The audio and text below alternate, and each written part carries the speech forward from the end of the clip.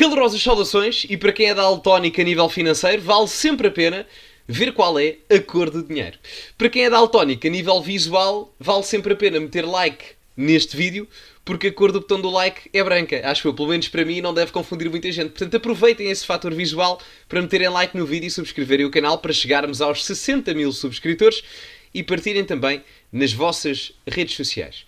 Falando na cor do dinheiro, temos Camilo Lourenço a falar sobre a manipulação em determinado aspecto e as tentativas de censura da comunicação social em Portugal, dado a sua vasta experiência na comunicação social em si. Portanto, sem mais... Código Sousa 10 na Prozis. Esqueci-me, não é? Código Sousa 10 na Prozis para 10% de desconto no segundo link da descrição. Aproveitem, hein? Ora, vamos então ver este segmento entre o Miguel Milhão, um abraço para ele, e o Camilo Lourenço, que falaram ontem sobre esta mesma questão da comunicação social em Portugal. Estas pressões, então, são reais. Claro que são reais. Isto de quando o pessoal diz isto não há independência, isto é tudo... Miguel, eu presenciei nas redações de televisão chamadas por causa de notícias que estavam no ar.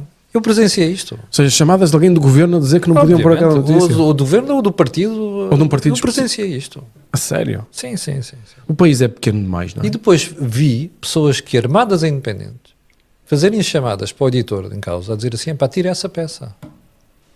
Estás a perceber? Armadas independentes como? Armadas independentes, que eram pessoas muito sérias, que faziam informação independente. Mas mandavam tirar. Claro. Eu presenciei isto uma vez em relação a uma história do Sócrates. Ainda bem que o Camilo Lourenço dá este exemplo da história do Sócrates, porque ele estava a dizer isto e eu estava-me a lembrar, subsequentemente, do facto de Manuela Moura Guedes ter perdido um telejornal há 15 anos atrás por causa do primeiro-ministro José Sócrates.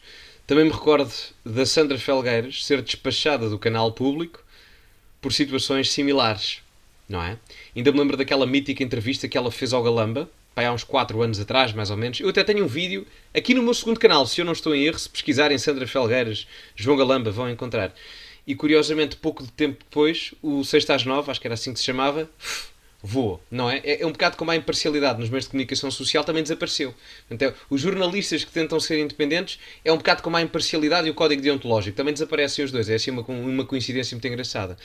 O que o Camilo Lourenço aqui está a dizer não é nada de novo que nós, fora daquilo que é o mainstream, não saibamos, ou pelo menos não suspeitamos. A diferença é que o Camilo Lourenço está dentro dos meios de comunicação social e pela própria, já esteve em vários e acho que ainda está, ele escreve para o Jornal de Negócios, se não estou em erro, e faz comentário na CMTV também, enfim, está no mainstream, e a grande diferença é que temos alguém dentro do mainstream a expor estas circunstâncias que obviamente são tudo menos jornalísticas, não é? Que haja pressões por parte dos políticos, isso não me surpreende, não é? Querem puxar a brasa à sua sardinha. Agora, que os jornalistas façam uma espécie de pacto com essa tentativa de censura por parte dos políticos, aí a coisa já me preocupa, porque demonstra que constitucionalmente a Constituição não é cumprida no regimento, vamos assim nomenclá-lo, da independência ao poder político, porque isto não é ser independente, lamento imenso. Nem vou dizer qual é que foi o canal. Exato. Questão de respeito com as pessoas que lá estão, que há muita gente respeitável e que faz um bom trabalho. Ou seja, mas há um sistema que está contaminado, é isso? É óbvio que está. Yeah. Vês alguma solução para resolver esta questão ou achas que é... Vejo os jornalistas ganharem juízo e começarem a pensar que isto é um negócio como os outros, ok? E portanto, se não tiverem modelo de negócio adequado para ganhar dinheiro, estão tramados. E depois recusam isto. Começam com aquela história do não sei quê, isto é conspurcar a independência e os princípios jornalísticos. Querem mais conspurcação do que estarem a depender dos endados do governo. Isto é que é vergonhoso. Exato. Sabiam aquelas chamadas antes, então com apagar a fatura toda e dá mais chamadas, não é? Claro. E a realidade é, quando vejo as contas das televisões e tudo, o que eu digo é assim, já hoje 60% do rendimento vem do Estado, não é? Ou seja... E depois tem o descaramento de dizer assim... Agora é que vão aumentar de 60 para 70, não faz tanta diferença, não é? Não é um problema português, é um problema de todo o mundo. Pois, mas a verdade é que se esquecem que no resto do mundo as publicações começaram a adaptar-se, não é? Se tu vires hoje em dia a presença na digital de jornais como o New York Times, Washington Post e por aí adiante, tu dizes, não, estes tipos perceberam, foram afetados, obviamente, mas estão a reinventar tudo isto. Sabem qual é que é o maior problema no caso português? E reparem, uma das minhas formações, eu estudei algumas coisas, não é, a nível académico, mas uma delas foi Ciências da Comunicação, ou seja, em que está incluso também a área de jornalismo. E este problema a nível do financiamento da própria área jornalística e da comunicação não é de agora. Fala-se mais agora porque eu acho que estamos no zénite, no expoente máximo da problemática financeira da comunicação. Mas isto já vem, eu diria até desde o início do século. Só que são problemas que não são conjunturais, são estruturais e demoram muito tempo até que, de uma forma geral, façam a sua eclosão, não é? E portanto, nesse aspecto, é pior agora do que era antes, mas antes o problema já existe quase há 20 anos, principalmente após a crise de 2008. Eu vou-vos dar um exemplo. O número de jornalistas, se eu não estou em erro, eu não tenho aqui os números, lembrei-me agora deste dado, mas o número de jornalistas em Portugal diminuiu significativamente a seguir ao período de ajustamento, ou na altura do período de ajustamento da Troika entre 2011 e 2014. E isso fez com que a maior parte das entidades noticiosas, das entidades de comunicação e os meios de comunicação, passassem praticamente todos eles a irem buscar as notícias à Lusa, fazendo praticamente nenhuma ou muito poucas alterações à fonte da Lusa e replicassem a mesma notícia sem qualquer investigação prévia no seu mesmo órgão de comunicação social. Por isso é que, e podem fazer este exercício quando acontecer, imaginem, um acontecimento muito mediático, por exemplo, uma conferência de imprensa do Primeiro-Ministro a falar às 8 na abertura do telejornal, ou uma demissão no Governo, ou o André Ventura disse uma coisa muito polémica no Parlamento, ou o Pedro Nuno Santos disse outra coisa muito polémica. Quando houver assim uma coisa muito polémica, façam assim o exercício. Escrevam a notícia, o tópico da notícia, escrevam, sei lá, Primeiro-Ministro, André Ventura, Pedro Nuno, o que vocês quiserem, e vejam que no Google o título da notícia, muitas das vezes até o lead, e para não dizer, em muitos casos, o corpo da notícia, é praticamente igual. Para não dizer que, em muitos casos, eu olhava para aquilo e facilmente eram acusáveis de plágio. Portanto, a partir desse problema, que já dura há quase 15 anos, 10 a 15 anos, em Portugal, de uma forma mais acérrima, a comunicação social já deveria ter tido tempo para se reinventar do ponto de vista financeiro. E depois vem-nos dizer que a única forma de salvar a comunicação social e a democracia é através do financiamento estatal. Mas isso é o princípio de não salvarem democracia nenhuma. Porque quando nós analisamos a política não são partidos, a política é poder.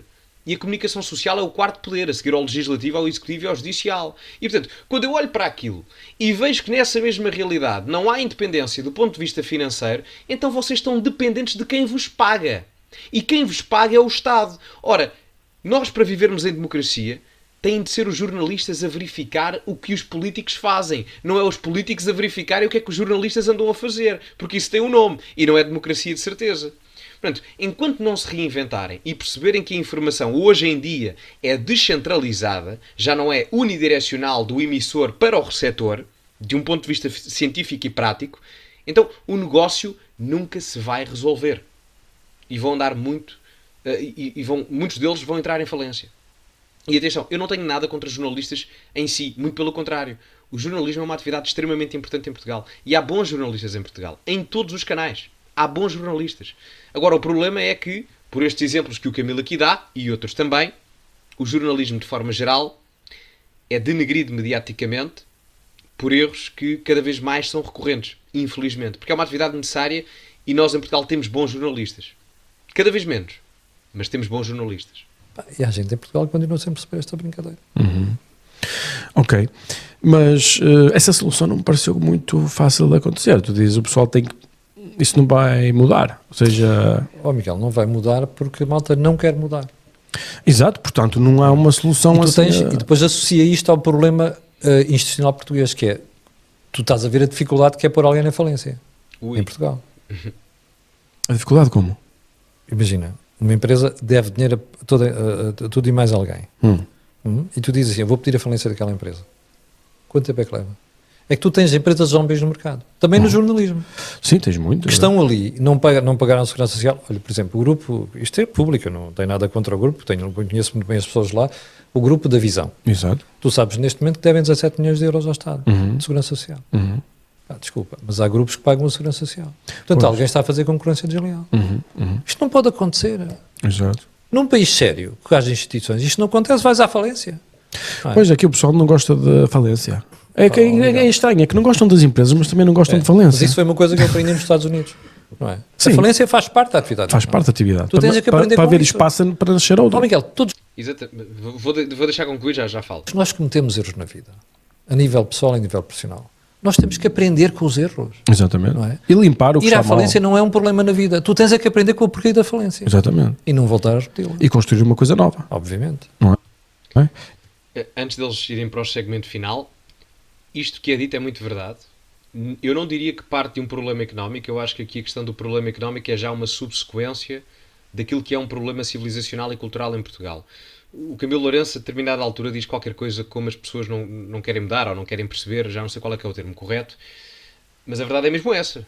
É que o nosso conformismo cultural é quase uma questão de povo. Há aquela expressão que não é defeito, é feitio, neste caso é feitio e é defeito.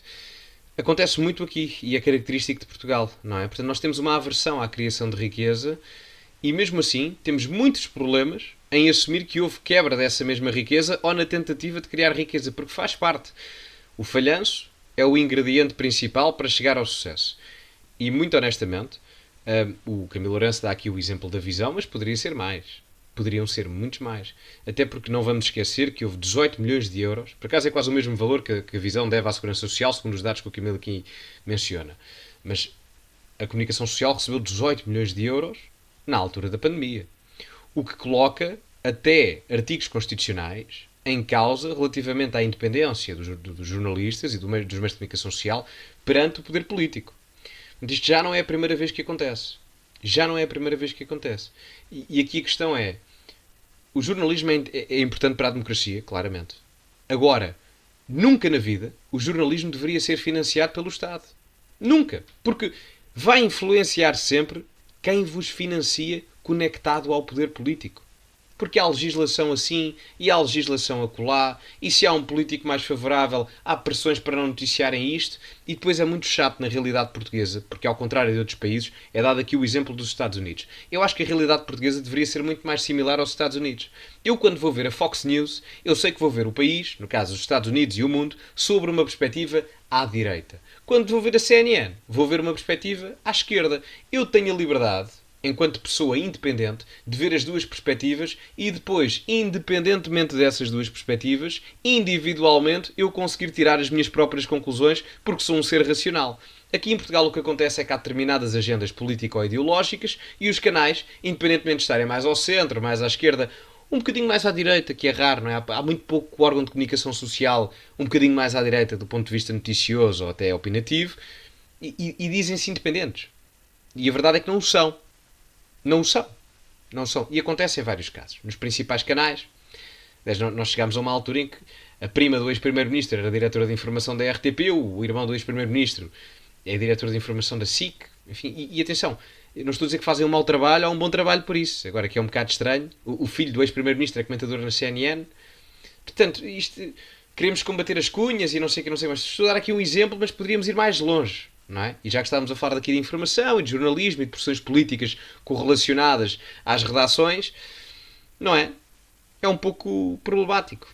Não é? E acharmos que não há interesses, por exemplo, o Francisco Pinto Balsemão é um militante número 1 do PSD e tem o grupo empresa que detém a SIC e o Expresso. Portanto, há que saber as coisas, não é? Portanto, quando nos vendem a independência, é bom olhar para trás da cortina da pseudo-independência, não é? Eu não estou a dizer que estes meios de comunicação são maus sempre, ou que as pessoas são más sempre, não é isso que eu estou a dizer. Estou a dizer é que toda a gente tem opiniões, até os jornalistas, e que essas conexões a nível do poder vão influenciar sempre o conteúdo noticioso e opinativo que as pessoas veem. Tão simples quanto isso. É como as florestas, quando as árvores são queimadas, depois nascem novas. Obviamente. Não é? O reciclar das empresas. Mas, por exemplo, tu olhas para as empresas europeias e todas têm centenas de anos. Olhas para as americanas e têm 10 anos, 20 anos. E termina aqui. Era este segmento aqui, que acho que era o mais relevante. Mas eu vi mais da entrevista. Conversa excelente. Vejam. Duas pessoas que eu gosto bastante, ideologicamente falando. E pronto, recomendo vivamente. Bom, meus amigos, vamos ficar por aqui, tá? Metam like no vídeo, subscrevam o canal, partilhem nas vossas redes sociais, código Sousa 10 na Prozis para 10% de desconto. Muito obrigado a todos e, como é habitual, acima de tudo, cultivem-se e até à próxima.